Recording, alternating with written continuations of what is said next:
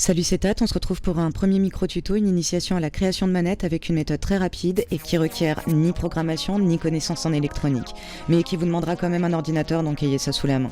Il vous faudra aussi un kit arcade, une boîte comprenant un joystick, une douzaine de boutons, tout un tas de câbles et un circuit imprimé étrange dont je vais vous parler sous peu. Vous aurez aussi besoin de quoi couper et scotcher du carton.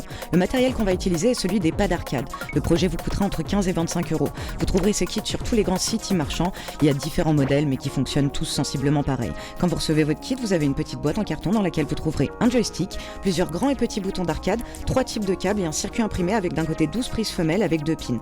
La nappe blanche sert à brancher le joystick à la seule prise adaptée sur la carte.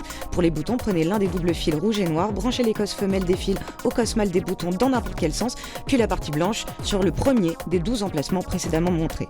Enfin, branchez le câble USB type A, type B à la carte, puis à l'ordinateur. Vous aurez ensuite besoin d'un logiciel gratuit de mapping. Pour Windows, nous utilisons Joy2Key. Une fois téléchargé, dézippez l'archive et lancez l'exécutable. Une pop-up révélera un tableau de vos inputs. Double-cliquez sur la ligne, bouton 1, appuyez sur la touche A du clavier, cliquez sur Entrée. Votre bouton est maintenant la touche A de votre clavier. Pour assigner des touches au joystick, c'est pareil. Vous n'avez plus qu'à lancer votre jeu favori et jouer avec vos boutons et joystick.